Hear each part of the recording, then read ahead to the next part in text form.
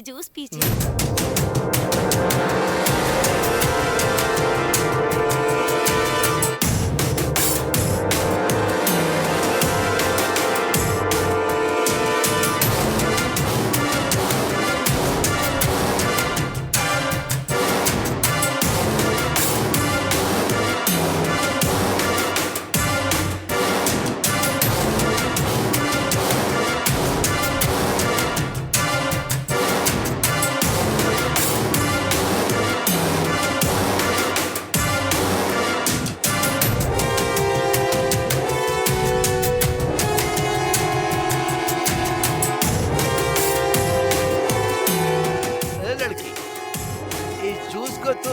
Tray में नहीं ला सकती थी क्या? उसी में लेकर आती तो ज्यादा अच्छा होता ना।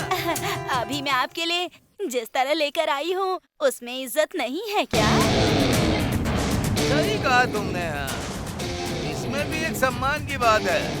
तुम्हारे तौर तरीके मुझे बहुत ज्यादा पसंद आ रहे हैं। अच्छा ठीक है, चलो जूस दो।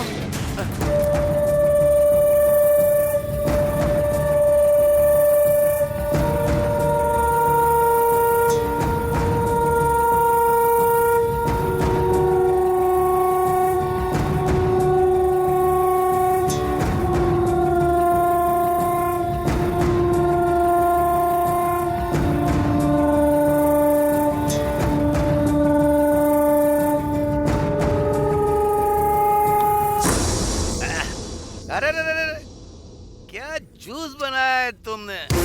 मन कर रहा है तुम्हारे हाथ को चूम लूं मैं।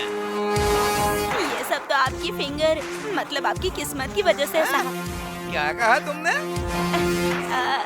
मेरा मतलब है आपकी किस्मत बहुत ही अच्छी है साहब, इसीलिए तो आपके साथ हमेशा अच्छा ही होता है। बुरा नहीं है लड़की, तुम्हारी बातें भी तुम्हारे खाने की तरह लाजवाब है। खैर छोड़ो, ये पकड़ो गिलास।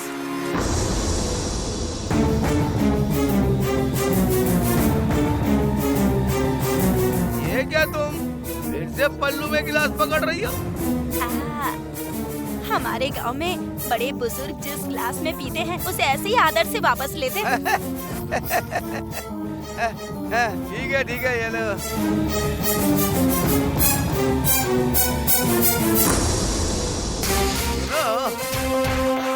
हमारा गांव बहुत ज्यादा ही संस्कारी लग रहा है। तुम्हें काम पर रखकर मुझे सच में बहुत खुशी हो रही है। ठीक है, जाओ तुम अपना काम करो, मैं अपना करता हूँ। तिरुपति, हाँ फोन किया कि नहीं किया?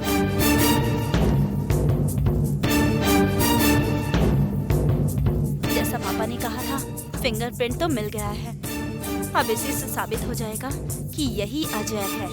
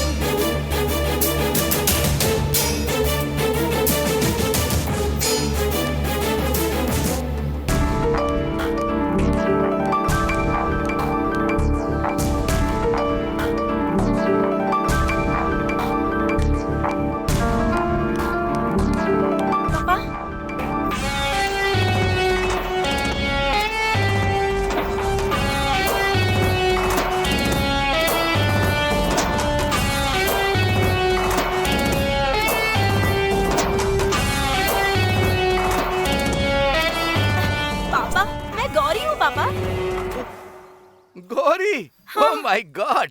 सच कहूँ बेटी, तुम्हें पहचान ही नहीं पाया। अगर तुम मुझे पापा नहीं कहती तो सच में तुम्हें पहचान ही नहीं पाता। मैं तो पूछ बैठता कि बेटी तुम कौन से पहाड़ से हो। बिल्कुल पहाड़ी जैसी दिख रही हो।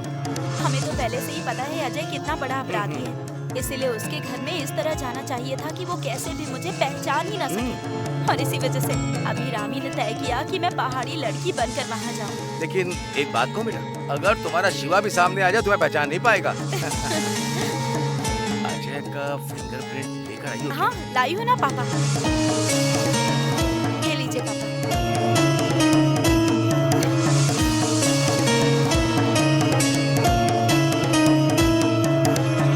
ला मुझे दो बेटा।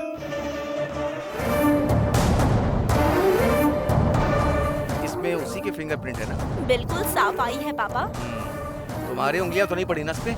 मैंने अपनी साड़ी के पल्लू से ग्लास पकड़ा Very था, मेरी फिंगरप्रिंट नहीं आई। वेरी गुड बेटी, एक सबूत काफी है ये साबित करने की विजय ही अजय है। मैं इसे अपने दोस्त को देकर आता हूँ। हाँ पापा, अब क्या मैं उस घर में वापस जाऊँ?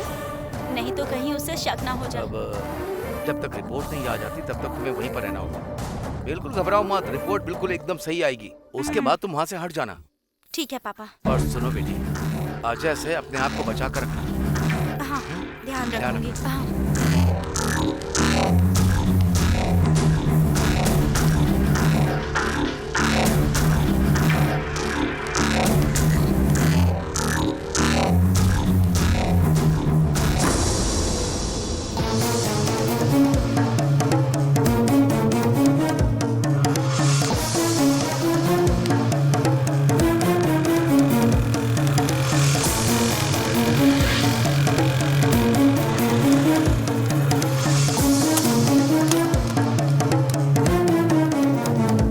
सॉरी मुरली सर, आपको बहुत इरिटेट करना कोई पड़ा। बात नहीं सर। एक बहुत जरूरी रिकॉर्ड मुझे दिल्ली भेजना था, उसी की वजह से देर हो गई। कोई बात नहीं धर्मराज, मैं जानता हूँ वर्क प्रेशर बहुत ज्यादा है और तुम्हारे ऊपर कितनी बड़ी जिम्मेदारियाँ हैं, इसलिए तुम्हारा इंतजार करने में मुझे कोई दिक्कत नहीं हुई।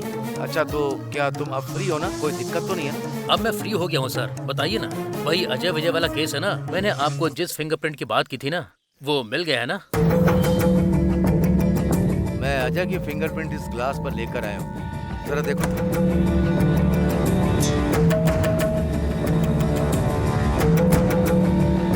सस्पेक्ट के ही फिंगरप्रिंट है ना इस पर? किसी और ने इसे छुआ तो नहीं? नहीं धर्मराज, किसी ने भी हाथ नहीं लगाया। जो इसे लेकर आया है, मतलब मेरी बेटी ने साड़ी के पल्लू से ही इसे पकड़ के रखा था। वेरी गुड वेरी गुड, इतना काफी है। अजय के फिंगरप्रिंट्स तो हमारी लैब में पहले से मौजूद हैं, एक दूसरे केस में लिए गए थे। अब दोनों को मिलाकर चेक करते हैं, अगर दोनों एक जैसे निकले तो वो अजय है, अगर नहीं मिले तो फिर आगे देखेंगे। ऐसा होने की कोई दूसरी संभावना नहीं है धर्मराज, मुझे भी इस बात का पूरा यकीन है।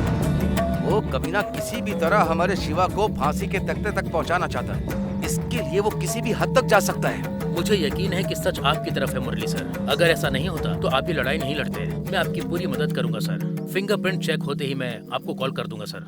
अब मैं चलता हूँ। Thank you Dharmaraj.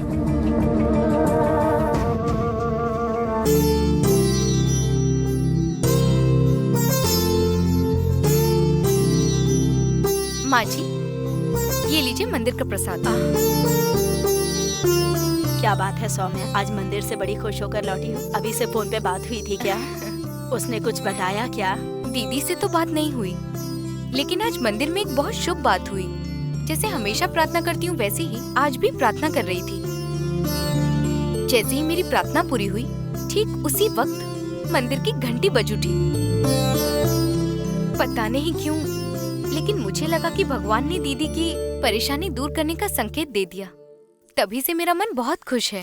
सौम्या, जब तुम मंदिर में भगवान के सामने प्रार्थना कर रही थी, उसी समय पंडित जी ने शिवा, अभी और गौरी की परेशानी को दूर करने का एक उपाय बताया। उनकी बात सुनकर लगा कि शायद हम मिलकर अब उन्हें इस मुसीबत से बाहर निकाल सकते हैं, लेकिन उन्होंने ऐसी शर्त ही रख दी कि मुझे पीछे हटना पड़ा। माँ जी, पंडित जी ने क्या कहा? ऐसा क्या करना होगा जिससे दीदी, भैया और सब लोग मुसीबत से बाहर आ जाएं? बताइए माँ जी, क्या कहा? मैं अपनी दीदी को इस परेशानी से बचाने के लिए कुछ भी करने को तैयार हूँ। उन्होंने पाशुपति यज्ञ कराने के लिए कहा है सौम्या। कहते हैं इस यज्ञ से दुश्मन कमजोर पड़ जाते हैं और छोड़कर भाग जाते हैं।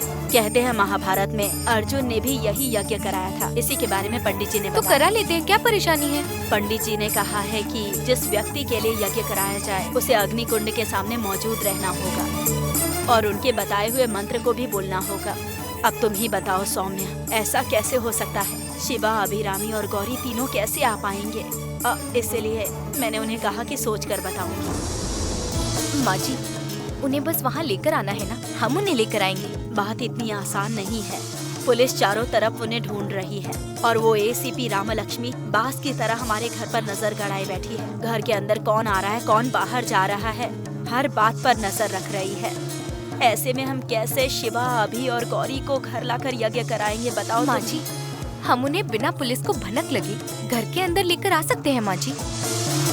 पुलिस तो बस हमारी गली के बाहर रहती है, बीच बीच में कोई न कोई हमारी गली से गुजरता रहता है, लेकिन हमारी पीछे वाली गली से घर के छत के रास्ते घर के अंदर आ सकते हैं। हम तीनों को उसी रास्ते से अंदर ले आएंगे। अब बिल्कुल चिंता मत करो और उन्हें यज्ञ में बिठा देंगे। मलर, इस यज्ञ को इतना आसान मत समझो बेटी। अगर इस यज्ञ में जरा सी भी गलती हो गई तो उसका बुरा असर हम सबको भुगतना पड़ेगा। माँ जी, मलर ठीक ही कह रही है। उस दिन भी एक लड़का पतंग लेने के लिए पीछे से छत पर चढ़कर घर आ गया था। बहुत आसानी से आया और चला गया। तब मैं ये सोच रही थी कि इतनी आसानी से कैसे यहाँ पहुँच गया। हम उन तीनों को उसी रास्ते से ले आएंगे। आप बिल्कुल भी चिंता मत कीजिए, पुलिस को पता नहीं चलेगा। सौम्या, तुम्हें पूरा भरोसा है?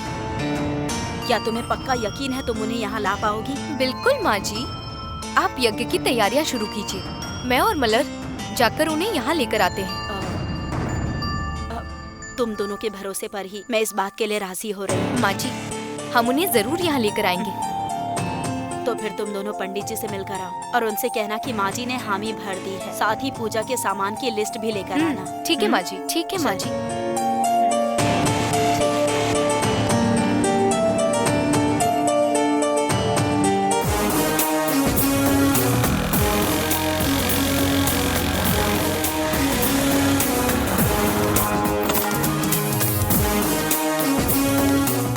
नमस्ते मैडम, आपने मुझे बुलाया था मैडम?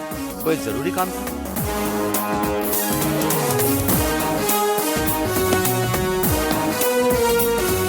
मिस्टर मुरली आप ही है ना? मैंने सुना है कि आप कोई बिजनेस करते हैं, लेकिन आपको देखकर लग रहा है कि आप पुलिस ऑफिसर बन गए हैं। अरे पुलिस ऑफिसर मैं कैसे हो सकता हूँ? मैं तो एक साधारण सा बिजनेसमैन हूँ। लेकिन आप पुलिस अफसरों की तरह जांच पड़ताल तो खूब अच्छे से कर रहे हैं, या फिर कहीं पार्ट टाइम किसी प्राइवेट डिटेक्टिव एजेंसी में काम शुरू कर दिया है? Private detective agency? उस नाम से मेरा दूर दूर तक कोई लेना देना नहीं मैडम, मैं उस बारे में जानता तक नहीं। मैं शुरू से ही तुम पर नजर रखे हुए हूँ मुरली। तुम बहुत सारी गलतियाँ कर रहे हो, लेकिन फर्क बस इतना है कि बड़ी चालाकी से कर रहे हो, इसीलिए अब तक पुलिस के हाथ नहीं आए। क्या गलतियाँ? ऐसा मैंने क्या किया मैडम? अपराध सिर्फ वही नहीं होता जो कोई खुद करे मुरली, अपराधियों का साथ देना भी एक अपराध ही है। अपराध करने में मदद करना अपराध है, अपराधी को बचाना भी अपराध है, उसे छिपाकर कहीं रखना भी अपराध है, उसे चुपके से खाना पहुंचाना भी अपराध है, और उसके संदेश पहुंचाने में मदद करना भी अपराध है। और तुम शुरू से ही ये सारे अपराध कर रहे हो। मैडम, मैं जो छोटे मोटे काम कर रहा हूँ वो शायद आपके कानून की नजर में अपराध हो सकते हैं। मैं तो एक बेगुनाह और पीड़ित इंसान की मदद कर रहा हूँ बस। धर्म के हिसाब से ये अपराध नहीं है मैडम। हर एक अपराधी अपने गुनाह को सही साबित करने के लिए यही दलील देता है। अगर हर आदमी अपनी अपनी मर्जी का न्याय करने लगे तो फिर कानून किसके लिए बना है और उसे लागू करने के लिए पुलिस को क्यों रखा है? तुम्हें उसी दिन पकड़ लेना चाहिए था जिस दिन शिवा ने विजय का अपहरण किया था और उसे पकड़ा था, पर उस दिन तुम मेरे हाथ से बच निकले। लेकिन उस दिन तुम शिवा के साथ में थे ना? मैं शिवा के साथ था? अरे नहीं मैडम, मैं वहाँ नहीं था। ठीक, क्या आपके पास कोई सबूत है कि मैं वहाँ पर था, या फिर कोई चश्मदीद गवाह है? जिस तरह तुम बार बार सबूत की बात कर रहे हो, इससे साफ पता चलता है कि तुम वहाँ थे। तुम्हें पता है मेरे पास गवाह नहीं है, इसलिए ऐसा कह रहे हो। मैडम, मैं वहाँ पर नहीं था। मैंने कहा नहीं था मतलब नहीं था। फिर मैं उस अजय विजय का अपहरण क्यों करूँ? मैडम, मैंने उसका अपहरण नहीं किया और न ही मैं वहाँ मौजूद था। मैडम, मैंने उसका अपहरण नहीं किया और न ही मैं वहाँ मौजूद था।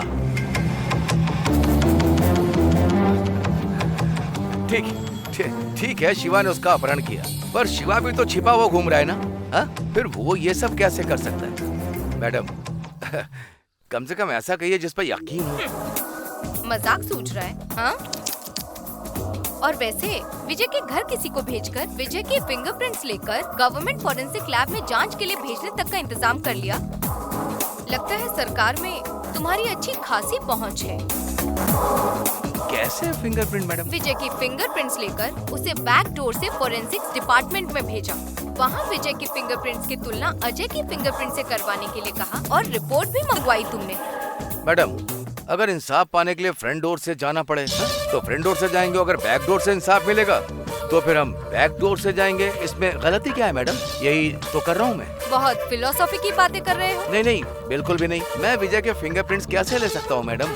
आप तो कह रहे हैं कि अजय मर चुका है। विजय तो बड़ा आदमी है, मैं उसके फिंगरप्रिंट्स कैसे ले सकता हूँ मैडम? तुम विजय की फिंगरप्रिंट लेकर फोरेंसिक लैब भेज चुके हो। मैडम, बिना सबूत के इल्जाम मत लगाइए। सबूत चाहिए? कांस्टेबल।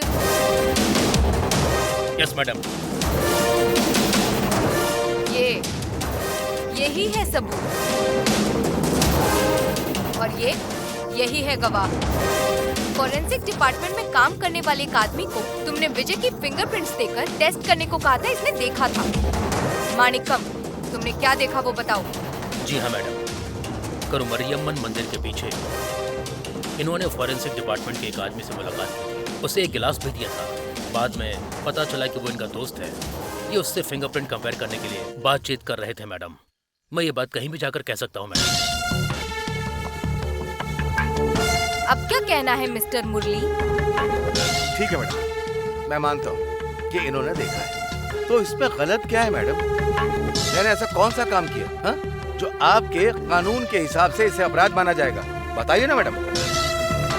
एक अपराधी खुद को मरा हुआ दिखाकर पूरे पुलिस विभाग को बेवकूफ बनाता जा रहा है। नकली मूछ लगा करके अपनी भाषा को बदल कर और तो और अच्छा इंसान बनने का नाटक कर रहा है। आप लोग सच को ना देखते हुए उसका साथ दे रहे हैं। Stop it Murali.